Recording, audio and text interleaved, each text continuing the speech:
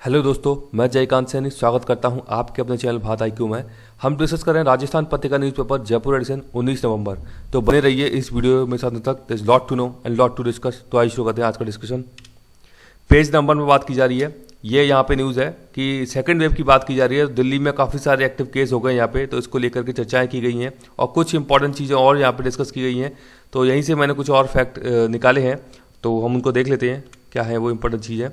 तो कोरोना की second wave की बात की जा रही है, जो कि चिंता का विषय बन गया है। इसको लेकर के हो सकता है दिल्ली में एक मिनी लॉकडाउन की बात चल रही है, तो वो लगाया जाए शायद। तो आगे देखने को मिलता है क्या क्या चीज़ें रहती हैं इसको लेकर के। इसके अलावा कुछ और इंपॉर्टेंट चीज़ निकल के आ रही है, अच्छी खबर आ रही है। कोविड-19 को लेकर के वैक्सीन निर्माण की बात की है। अमेरिकन कंपनी है, इसका नाम है फिजर इस कंपनी का नाम है। ये आप नाम याद रख सकते हैं, पी साइलेंट एस में। तो ये कंपनी है अमेरिकन कंपनी। इसने दावा किया है कि 96-95% सफलता मिल गई है इसको ट्रायल के अंदर। तो हो सकता है जल्दी ही मैन्युफैक्चरिंग हो जाए कोविड-19 की वैक्सीन की। इस कारण शेयर बाजार में उछाल देखने को मिला है। किसके शेयर? इस कंपनी के शेयरों में। तो यहाँ से दो शब्द इसमें दिए गए हैं, बहुत ही इंपॉर्टेंट ये वर्ड हैं, पूछे गए एग्जाम के अंदर। एक है अपर सर्किट और दूसरा है लोअर सर्किट। तो ये पूछे गए एग्जाम में कि इनका संबंध किससे है, तो शेयर मार्केट से इनका संबंध है, अपर सर्किट और लोअर सर्किट। अपर सर्किट में क्या होता है कि ये जो कंपनी है, इसके शेयर का पर्टिकुलर डे को जो वैल्यू है वो इस अपर सर्किट से ज़्यादा नहीं जाएगी। ये अपर सर्किट का मतलब है, मतलब कि ये यदि उन्होंने अपर सर्किट लगा दी कि 1,000 रुपये आज की इसकी वैल्यू रहेगी शेयर की, तो अब 1,020 या 1,010 पे नहीं जाएगा ये शेयर। ये है अपर सर्किट, उस दिन के लिए लगाई जाती है। इसी प्रकार लोअर सर्किट होती है कि इस वैल्यू से कम पर ये शेयर नहीं जाएगा, तो लोअर सर्किट लगाई जाती है। तो इन दोनों के बारे में आपको पता होना चाहिए कि अपर सर्किट और लोअर सर्किट संबंध शेयर बाजार से होता है। इसके अलावा 5 वैक्सीन भारत में काम कर रहे हैं जिन पर की उस पर नज़र है दुनिया की, भारत की। तो 5 इंपॉर्टेंट वैक्सीन है जिनका की ट्रायल भारत के अंदर भी चल रहा है। सबसे पहली कोवैक्सीन है, भारत बायोटेक ने इसको डेवलपमेंट किया है। भारत बायोटेक भारत की कंपनी है। दूसरी है स्पुतनिक 5, रशिया ने डेवलप की वैक्सीन, लेकिन कुछ स्टेज पे ये फेल हो गई थी, तो इसका दोबारा ट्रायल भारत के अंदर किया जा रहा है। मतलब कि रशिया की वैक्सीन है, वो उसका ट्रायल भारत के अंदर किया जा रहा है। इसका नाम है स्पुतनिक 5। तीसरी है यहाँ पे वैक्सीन कैंडिला है ये। तो ये तीसरी वैक्सीन है जिसका कि अभी ट्रायल चल रहा है कैंडिला का। हो सकता है कि जल्दी ही परिणाम अच्छे निकल के आए। चौथी है बायोलॉजिकल ई। तो ये चौथी वैक्सीन है जिसका कि ट्रायल भारत के अंदर चल रहा है, डेवलपमेंट काफ़ी अच्छा चल रहा है। और पांचवी है ऑक्सफोर्ड एस्ट्राजेनेका। तो ये 5 की 5 वैक्सीन है जिनका काम भारत के अंदर चल रहा है। तो इंपॉर्टेंट है कि देखते हैं क्या डेवलपमेंट इसमें होते हैं आने वाले समय में। लेकिन ये फिजर जो कंपनी है मेडिकल, जो ये इस प्रकार की वैक्सीन डेवलपमेंट करने का काम जो करती है, तो यहाँ पे इसकी तरफ से एक अच्छी खबर आ रही है कि जल्दी ही शायद वैक्सीन मार्केट में आ जाए। तो ये एक बहुत ही राहत भरी खबर होगी दुनिया के लिए अगर ऐसा होता है तो ये सारे के सारे इंपॉर्टेंट फैक्ट हैं। देखते हैं अगली न्यूज़। अब पेज नंबर 1 पे बात की जा रही है। ये क्या बात की जा रही है? मध्य प्रदेश के अंदर गौधन संरक्षण के लिए मध्य प्रदेश ने बनाया देश का पहला गौ मंत्रिमंडल। अगर देश का पहला गौ मंत्रिमंडल बनाया है तो कुछ खास बात हो जाती है, तो जानना बेहद ही जरूरी है। तो कहाँ की बात की जा रही है? मध्य प्रदेश की। मध्य प्रदेश के अभी अब CM जो है वो कौन है? शिवराज सिंह चौहान जी हैं। तो ये यहाँ पे बात की गई है कि एक मंत्रिमंडल बना रहे हैं, वो गौ मंत्रिमंडल, यानी कि गाय के कंजर्वेशन को, संरक्षण को लेकर के उनके लिए एक स्पेशली डेडिकेटेड मंत्रिमंडल बना रहे हैं, कैबिनेट बना रहे हैं, गौ मंत्रिमंडल। इसमें 6 विभागों को इन्होंने शामिल किया है। तो वो कौन कौन से विभाग हैं? 6। पहला है डिपार्टमेंट ऑफ एनिमल हस्बेंड्री, दूसरा है फॉरेस्ट, तीसरा है पंचायत एंड रूरल डेवलपमेंट, चौथा है रेवेन्यू, पांचवा है होम डिपार्टमेंट और छठवां है फार्मर्स वेलफेयर। तो 6 विभागों को मिलाकर के ये कैबिनेट का निर्माण करने जा रहे हैं गौ मंत्रिमंडल के नाम से मध्य प्रदेश के अंदर। इंपॉर्टेंट फैक्टर नोट जरूर कर लीजिएगा, पूछा जा सकता है एग्जाम के अंदर। पेज नंबर में बात की जा रही है, ये बात की जा रही है मृदुला सिंह जी की। मृदुला सिंह जी का निधन हो गया है अभी। ये गोवा की पूर्व गवर्नर रह चुकी हैं मृदुला सिंह जी। यहाँ पे आप देख सकते हैं ये न्यूज़ कवर की गई है, पिक्चर है ये इनकी। तो 77 साल की उम्र में इनका देहांत हो गया है। गोवा की गवर्नर रह चुकी हैं, ये इंपॉर्टेंट चीज़ ये है। और गोवा की पहली महिला गवर्नर भी मृदुला सिंह जी ही थी। मृदुला सिन्हा जी थी गोवा की पहली महिला गवर्नर रह चुकी हैं। इसके अलावा एक बहुत ही प्रख्यात लेखिका भी रह चुकी हैं ये। तो इंपॉर्टेंट है इनके बारे में, आज जानना बेहद ही जरूरी है, एग्जाम में पूछा जा सकता है। पेज नंबर 3 पे बात की जा रही है ये बात की जा रही है थार एक्सप्रेस कब होगी शुरू, यहाँ पे न्यूज़ ये कवर की गई है। तो देख लेते हैं कुछ इंपॉर्टेंट चीज़ें इसके बारे में। थार एक्सप्रेस को भारत व पाकिस्तान के बीच 18 फरवरी 2006 को शुरू किया गया था ताकि सांप्रदायिक सौहार्द व एकता बनी रहे। तो इस कारण से आपको पता होना चाहिए कब शुरू किया गया था थार एक्सप्रेस को, 2006 में। लेकिन अभी पिछले 2 वर्षों से इसका संचालन नहीं हो रहा है, किसका, थार एक्सप्रेस का। तो ये यहाँ पे बताया गया है। इसके बारे में डायरेक्टली आपसे प्रश्न पूछा जा सकता है कि इसको कब स्टार्ट किया गया था। तो मुनाबाव पाकिस्तान के अंदर स्थित है, वहां से ये चलती है। अब मेरे को ये बताइए कमेंट बॉक्स में कि ये भारत में कहाँ तक आती है, किस स्टेशन तक आती है, मतलब कि मुनाबाव और किस स्टेशन के बीच चलती है ये। तो मेरे को कमेंट बॉक्स में कमेंट करके बताइए, इंपॉर्टेंट न्यूज़ है ये। पेज नंबर 3 पे बात की जा रही है। ये बात की गई है पर्यटकों से गुलजार हुई सुंदा की तलहटी। तो देख लेते हैं कुछ इंपॉर्टेंट फैक्ट इसके बारे में। सुंदा पर्वत कहाँ स्थित है? जसवंतपुरा गांव है जालौर जिले के अंदर। जसवंतपुरा जिला गांव जो है जालौर जिला के अंदर स्थित है, वहां पे सुंदा पर्वत। और सुंदा पर्वत पर स्थित है सुंदा माता का मंदिर, बहुत ही फेमस मंदिर है। गुजरात से काफी सारे लोग यहाँ पे आते हैं, गुजरात से, एमपी से। तो इंपॉर्टेंट टेम्पल है क्योंकि राजस्थान का पहला जो रोप वे है यहीं पर बनाया गया था, इसलिए भी इंपॉर्टेंट हो जाता है यहाँ से प्रश्न आना कि राजस्थान का पहला रोप वे कहाँ बनाया गया था? सुंदा माता मंदिर पे। सुंदा माता मंदिर सुंदा पर्वत पे है, जालौर के अंदर, जसवंतपुरा गांव में। पेज नंबर 3 पे बात की जा रही है। ये बात की जा रही है जोधपुर जिले की खिचर में पहली बार नजर आए कॉमन यूरेशियन क्रेन।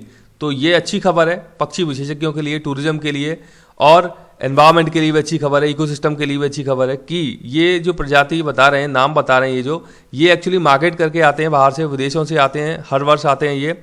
तो आपने कुर्जा का नाम तो सुना ही होगा। यहाँ पे कुर्जा तो बहुत ही फेमस है, कुर्जा पक्षी खींचन इसके लिए फेमस है जोधपुर के अंदर। तो इसकी संख्या में भी इजाफा बता रहे हैं, देखा गया है अभी, क्योंकि पहले मैं न्यूज़ कवर की थी, वहाँ पे थोड़ी चिंता थी कि कुर्जा पक्षी अभी नहीं आ रहे हैं इस वर्ष, तो इनकी संख्या भी बढ़ गई है अभी। तो खींचन जगह है फालोदी जोधपुर के अंदर, ये पता होना चाहिए आपको, बहुत ही फेमस स्थान है खींचन। तो खींचन फालोदी जोधपुर के अंदर है। ये जो पक्षी की हम बात करते हैं कुर्जा, इसको बोला जाता है डेमोसाइल क्रेन। मैंने आपको एक इसके बारे में बताया था कि लोकगीत भी बने हुए हैं, जैसे कुर्जा ये मारो भंवर मिला दीजो। मेरे को ये बताइए कि लोकगीत किस लिए गाया जाता है, मतलब कि उसका मूड क्या होता है, मतलब खुशी के लिए गाया जाता है, गम के लिए गाया जाता है, किस लिए गाया जाता है, वो मेरे को कमेंट बॉक्स में कमेंट करके बताइए कि कुर्जा पक्षी के संबंध में वो गीत गाया जाता है, लोकगीत जो है वो किस संबंध में है। इसके अलावा अब ये जो नई स्पीसीज बताई गई है यहाँ पे क्रेन की, तो उसका नाम है कॉमन यूरेशियन क्रेन। तो इसके बारे में आपको पता होना चाहिए, कॉमन यूरेशियन क्रेन भी इस बार नजर आ रहे हैं इन कुर्जा पक्षी के साथ में फालोदी खींचन में। तो इंपॉर्टेंट है ये क्रेन, इसकी दूसरी प्रजाति है, जैसे कि डेमोसाइल क्रेन है, इसके अलावा कॉमन यूरेशियन क्रेन है, 2 इस प्रकार से हैं। तो ये बाहर से आती हैं। मैं आपको बता चुका हूँ पहले भी कि दुनिया के अंदर ऐसी 15 स्पीसीज हैं जो क्रेन से संबंधित हो, अलग अलग क्रेन की स्पीसीज हैं। तो ये इस प्रकार से इस बार पहली बार दिख रही है ये कॉमन यूरेशियन क्रेन। तो अच्छी खबर है पक्षी विशेषज्ञों के लिए, एनवायरमेंट के लिए, तो आपको जानना जरूरी है इस स्पीसीज के बारे में भी। पेज नंबर 5 पे बात की जा रही है। ये एक दुर्लभ सर्प मिला है, कोटा के अंदर देखा गया है, इसका नाम है स्लेंडर रेसर सर्प। तो ये एक दुर्लभ स्पीसीज है सांपों की, इसका नाम याद रखिएगा, स्लेंडर रेसर सर्प, यानी स्लेंडर रेसर स्नेक है ये जहरीला नहीं होता है, ये बताया गया है इसके अंदर। तो बस इतना आपको पता होना चाहिए कि कौन सा स्नेक मिला है, कई बार पूछ लिया जाता है एग्जाम के अंदर। तो स्लेंडर रेसर स्नेक, इसके बारे में आपको पता होना चाहिए, और जहरीला नहीं होता है, ये बहुत ही स्पीड से चलता है ये, तो इसको रेसर नाम इसलिए भी दे दिया गया है। पेज नंबर 5 पे बात की जा रही है। ये बात की जा रही है एक डैम की, सूखने के कगार पर है जिग-जैग डैम। तो यहाँ पे जिग-जैग डैम लाखेरी के अंदर स्थित है। कमेंट बॉक्स में ये बताइए लाखेरी किस जिले के अंदर आता है, ये मेरे को बताइए। ये पुराना डैम है, अंग्रेजों के समय बनाया गया था, 1935 में इसको बनाया गया था जिग-जैग डैम को। तो यहाँ पे इसके लिए न्यूज़ आई है कि सूखने के कगार पर है, तो ये गंभीर समस्या है यहाँ पे। इसके अलावा एक कमेंट बॉक्स में मेरे प्रश्न का उत्तर दीजिए कि राजस्थान के अंदर सबसे पहले सीमेंट प्लांट कहाँ पर लगाया गया था, ये मेरे को कमेंट बॉक्स में कमेंट करके बताइए आप। और लाखेरी किस जिले के अंदर आता है, ये भी आप मेरे को कमेंट बॉक्स में बताइए। पेज नंबर 6 पे बात की जा रही है, बेहद ही इंपॉर्टेंट न्यूज़ है, बांधों से संबंधी एक न्यूज़ है। तो ये यहाँ पे एक आर्टिकल आया है, केंद्रीय जल शक्ति मंत्री हैं गजेंद्र सिंह शेखावत जी। तो ये इन्होंने कुछ लिखा है यहाँ पे, इंपॉर्टेंट फैक्ट मैंने यहाँ से लिए हैं, तो जानना बेहद ही जरूरी है आपको ये। तो चर्चा कर लेते हैं इनके ऊपर। तो केंद्रीय जल शक्ति मंत्री हैं गजेंद्र सिंह शेखावत, नाम पता होना चाहिए आपको। बांधों की सुरक्षा को देश की संप्रभुता के रूप में देख रहे हैं, ये आर्टिकल में बता रहे हैं, आर्टिकल के अंदर कि देश की संप्रभुता के रूप में है बांधों की सुरक्षा। तो यहाँ इन्होंने जिक्र किया है यांगत्सी नदी का। यांगत्सी नदी जो है बेहद ही इंपॉर्टेंट नदी है। एशिया की यदि पूछा जाए सबसे लंबी नदी कौन सी है तो वो यांगत्सी नदी है। चाइना के अंदर बहती है नदी यांगत्सी नदी जो है। इस पर एक डैम बनाया गया है, इस डैम का नाम है थ्री गॉर्जेस डैम, नाम याद रखिएगा, थ्री गॉर्जेस डैम इस नदी पर बनाया गया है। इसके बनाने के चलते क्या होता है कि पृथ्वी का रोटेशन जो है, पृथ्वी ऐसे घूमती जो है इस प्रकार से, तो पृथ्वी के रोटेशन में 0.06 माइक्रो सेकेंड की कमी हो गई। मतलब पृथ्वी की जो गति है घूमने की उसमें कितनी कमी हो गई, 0.06 माइक्रो सेकेंड की कमी हो गई ये डैम बनाने से, थ्री गॉर्जेस डैम। यानी कि कितना इंपॉर्टेंट डैम है, तो काफ़ी बड़ा डैम भी होगा ये कि पृथ्वी की गति में कमी हो गई इस डैम के बनने से, तो इंपॉर्टेंट है, जानना जरूरी है। इसके बाद थ्री गॉर्जेस डैम जो है वो एक हाइड्रो इलेक्ट्रिक ग्रेविटी डैम है। हाइड्रो इलेक्ट्रिक का मतलब क्या होता है, हाइड्रो मतलब पानी और इलेक्ट्रिक मतलब बिजली, तो पानी से बिजली बनाई जाती है इस डैम के, ये जो डैम बनाया गया इसके द्वारा हाइड्रो इलेक्ट्रिक बनाई जाती है, मतलब कि पानी से बिजली को बनाया जाता है। और ये एक ग्रेविटी डैम है, ये भी इंपॉर्टेंट चीज़ है। तो यहाँ पर एक दुनिया का सबसे बड़ा पावर स्टेशन है, ये बताया गया है कि ये जो पावर स्टेशन है इंस्टॉल कैपेसिटी के अनुसार, यानी कि 22,000 मेगावाट की इंस्टॉल कैपेसिटी है इसकी, तो इसको बताया गया है कि दुनिया का सबसे बड़ा पावर स्टेशन है कौन सा, ये जो थ्री गॉर्जेस डैम पर बनाया गया हाइड्रो इलेक्ट्रिसिटी ग्रेविटी डैम जो बनाया गया है, इसके बारे में बताया गया है। बांध भारत की प्रगति व समृद्धि में भागीदारी निभाते हैं, तो ये बात की गई है कि बांध बेहद ही जरूरी है। आपको पता हो किसानों के लिए कभी जल प्रलय जैसी चीज़ें हो जाती हैं उनको रोकने के लिए, तो बांध बेहद ही इंपॉर्टेंट भूमिका निभाते हैं। तो इसके लिए वर्तमान सरकार जो एक प्लान लेके आई है, dam rehabilitation and improvement project, ये ड्रिप है इसका शॉर्ट फॉर्म, तो नाम याद रखिएगा, पूछा जा सकता है। ये 2021 से 2031 के लिए काम करेगा बांधों में सुधार हेतु। ये जो प्रोजेक्ट है वर्तमान सरकार ने इसके लिए 10,211 करोड़ रुपए की मंजूरी दी है बजट को लेकर के, इसके बारे में बताया गया है ये चीजें। अब बांध निर्माण में यदि हम बात करें दुनिया में यदि हम देखते हैं तो बांधों के निर्माण में नंबर 1 पे तो है अमेरिका और तीसरे स्थान पर आता है भारत। अमेरिका पहले नंबर पे है और दूसरे नंबर पे है चाइना। तो बांधों के निर्माण की यदि हम बात करते हैं सबसे पहला नंबर है अमेरिका का, दूसरा है चाइना का, तीसरे स्थान पर भारत है। तो बेहद ही इंपॉर्टेंट है भारत का स्थान इस चीज को लेकर के। जल जो है वो राज्य विषय है। 3 सूचियां होती हैं हमारे संविधान में 3 सूचियां हैं, राज्य सूची, संघ सूची, समवर्ती सूची। तो उसमें जो सूची है राज्य सूची में जल का विषय है, यानी कि स्टेट की पावर है जल के संबंध में कोई नीतियां बनाने का, एक्शन लेने का। ये मेरे को कमेंट बॉक्स में बताइए कि राज्य सूची में कितने विषय हैं वर्तमान में, ये कमेंट बॉक्स में बताइए मेरे को आप। इसके अलावा इस प्रोजेक्ट में वर्ल्ड बैंक और AIIB सहयोग देंगे। ये दोनों के दोनों बैंक इसमें सहयोग देंगे, विश्व बैंक और AIIB। कौन से हैं, ये जो ड्रिप जो प्रोजेक्ट है, dam rehabilitation and improvement project, 10,200 crore का ये प्रावधान है। इसके लिए विश्व बैंक और AIIB इसमें सहयोग देंगे, ये भी पता होना चाहिए।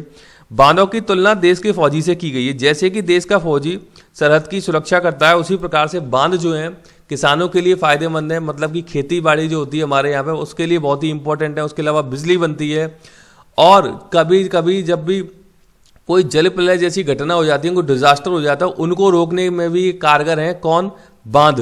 तो इसीलिए बहुत बेहद ही इंपॉर्टेंट है, उसकी फौजी से तुलना की गई है बांधों की। और यहाँ पे संप्रभुता की जो बात की गई है देश की, इसी सेंस में गजेंद्र सिंह जी ने इसके बारे में बोला है। ये तो कुछ यहाँ पे कोट भी यहाँ पे से यूज कर सकते हैं अपने, कभी भी सब्जेक्टिव टाइप मेंस का एग्जाम लिख रहे हैं, जब तक हमारा जल सुरक्षित है तब तक हमारा कल सुरक्षित है। तो ये इंपॉर्टेंट है पूरी की पूरी चीज़ें। यहाँ पे मैं आपको एक यांगत्सी नदी का आपको एक लोकेशन दिखा देता हूँ, ये कहाँ से बह रही है। तो ये है चाइना, ये पूरा का पूरा ये आप देख सकते हैं यांगत्सी नदी है, यहाँ से पूरी बहती है। एशिया की सबसे लंबी नदी है और बह करके गिरती है ये ईस्ट चाइना सी में। ये बताना चाहिए कहाँ पे गिरती है ये, तो पूर्वी चीन सी जो है उसके अंदर जाकर के गिरती है यांगत्सी नदी।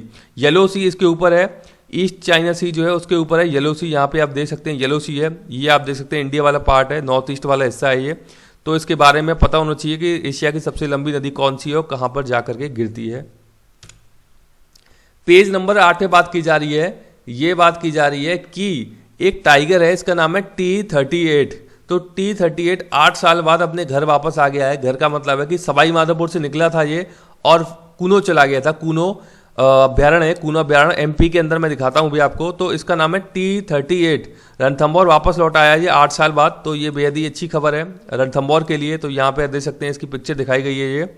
कूनो बेहद ही इंपॉर्टेंट जगह है, ये आप देख सकते हैं। गया कैसे होगा ये आप देखिए, सवाई माधोपुर राजस्थान के अंदर है और ये है कूनो वाइल्ड लाइफ सेंचुरी। तो यहाँ से ये इस प्रकार से कॉरिडोर होते हैं जंगल के थ्रू, तो यहाँ पे ये यहाँ से कूनो चला गया और 8 साल बाद इसने वापसी की है फिर से सवाई माधोपुर में। तो इंपॉर्टेंट चीज़ बन जाती हैं। कूनो बहुत ही फेमस स्थान है, फेमस वाइल्ड लाइफ सेंचुरी है एमपी के अंदर। आपने चर्चा सुनी होंगी कि इंडिया के अंदर चीता लाने की बात चल रही थी और कूनो में इंट्रोड्यूस करने की बात चल रही थी एमपी के अंदर चीतास को। सुप्रीम कोर्ट ने भी हाल ही में उसको लेकर के डिसीजन दे दिया है, ग्रीन फ्लैग दे दिया है कि आप इंडिया के अंदर ला सकते हो। ये मैटर पेंडिंग था सुप्रीम कोर्ट में। तो ये सारी की सारी चर्चाएं थी। कूनो के बारे में आपको पता होना चाहिए कहाँ पर स्थित है, ये मध्य प्रदेश राज्य के अंदर स्थित है कूनो। पेज नंबर 10 से बात की जा रही है। ये क्या बात की जा रही है, ये बात की जा रही है आत्मनिर्भर भारत। इसमें क्या बात की गई है, आपदा के दौरान स्वदेशी ईआरएस तुरंत करेगा बिजली आपूर्ति। तो इन्होंने स्वदेशी ईआरएस एक सिस्टम बनाया है जो कि बिजली की आपूर्ति तुरंत करेगा। आपने देखा हो कभी कभी बाढ़ आ जाती है, भूकंप जैसी स्थिति हो जाती है या बहुत तेज हवाएं हो जाती हैं तो बिजली एकदम डाउन हो जाती है, पूरा सिस्टम फेल हो जाता है वहाँ पे तार वार टूटने के कारण। तो अब ऐसा सिस्टम इन्होंने क्रिएट करने जा रहे हैं, इसका नाम है इमरजेंसी रिट्रीवल सिस्टम। तो आपकी कभी ऐसी स्थिति बन जाएगी तो आपकी तुरंत मतलब बिजली की आपूर्ति बहाल कर दी जाएगी। इस प्रकार का एक सिस्टम डेवलप करने जा रहे हैं ये लोग। तो इसको नाम दिया है इन्होंने इमरजेंसी रिट्रीवल सिस्टम। तो ये इंपॉर्टेंट है, आपको जाना बेहद ही जरूरी है।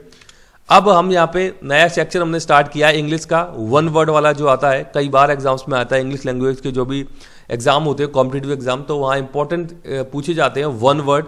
तो यहाँ पे मैंने 5 1 वर्ड की आज चर्चा कर रहा हूँ। हमने पहले हिंदी का सेक्शन लिया था एक लोकोक्ति, अब हमने यहाँ पे इंग्लिश का सेक्शन लिया है 1 वर्ड। तो देख लेते हैं। सबसे पहला है अबाटॉयर। तो अबाटॉयर का मतलब क्या है, ये पूछा गया कई बार एग्जाम में। इसका हिंदी में मतलब होता है बूचड़ खाना। बूचड़ खाना मतलब a place where animals are killed for their meat, मतलब ऐसा स्थान जहां पर कि मीट के लिए लोगों पशुओं को काटा जाता है। इसको आपने नाम सुना होगा स्लॉटर हाउस। तो स्लॉटर हाउस आपने काफी कॉमनली सुना होगा, लेकिन इसको अबाटॉयर भी बोला जाता है। ये टर्म भी आपको पता होना चाहिए, पूछा जाता है एग्जाम के अंदर कि अबाटॉयर का मतलब क्या है। तो बूचड़ खाना या स्लॉटर हाउस आप याद रखिएगा। दूसरा है एब्डिकेशन। एब्डिकेशन का मतलब क्या है यहाँ पे, ये है राज त्याग या पद त्याग। तो ये हिंदी में इसका मतलब है, देख लेते हैं क्या है। वॉलंटरी रिनाउंसमेंट ऑफ थ्रोन और ए हाई पोजीशन, मतलब कि आप अपनी स्वेच्छा से किसी बड़ी पोजीशन से त्याग दे देना, रिजाइन कर देना, या कोई आपके पास राजगद्दी है वहां से आप स्वयं से हट जाना, तो उसको हम बोलते हैं एब्डिकेशन। यानी कि आपने राज त्याग दे दिया या अपने पद से त्याग दे दिया अपनी स्वयं की इच्छा से। तीसरा है एबिटोर और अकम्प्लिस। तो ये भी इंपॉर्टेंट है। एबिटोर और अकम्प्लिस का मतलब क्या होता है, सह अपराधी, यानी कि किसी अपराध में आपका भी संलिप्त होना, मतलब आपकी भी भागीदारी होना, उसको हम कहते हैं एबिटोर और अकम्प्लिस। वन हु हेल्प्स और encourages someone to do something wrong और इलीगल।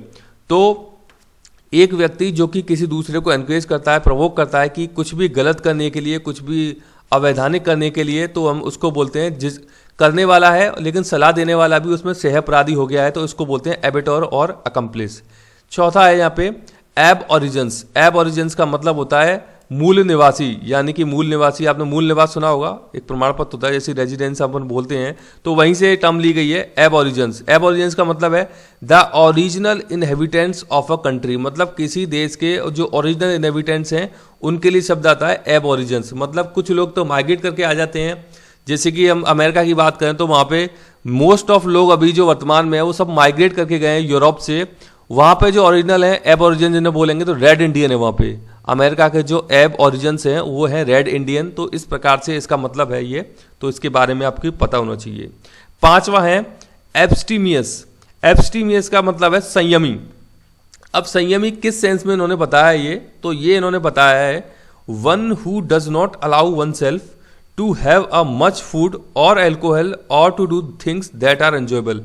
मतलब कि जो व्यक्ति अपने आप को संतुलित रखता है, कंट्रोल रखता है, किससे, कोई मनोरंजक चीज करने से, और फूड यानी खाना, और एल्कोहल यानी शराब पीने से अपने आप को वो कंट्रोल रखता है अपने आप को, तो उसको हम बोलते हैं एब्स्टीमियस पर्सन है ये संयमी है। इस प्रकार की चीज़ों से अपने आप को कंट्रोल कर लेता है, दूर कर लेता है, तो यहाँ इसके लिए प्रयोग किया जाता है ये एब्स्टीमियस संयमी के लिए, क्योंकि वैसे आप संयमी देखोगे तो आपने सुना होगा कि पेशेंस रखना भी संयम होता है अपने आप में, लेकिन ये किस सेंस में है एब्स्टीमियस कि आप इस प्रकार की एंजॉयबल एक्टिविटीज़ या कोई फूड एल्कोहल से आप अपने आप कंट्रोल कर लेते हो, तो आप एब्स्टीमियस वर्ड यहाँ पे यूज़ किया जाता है।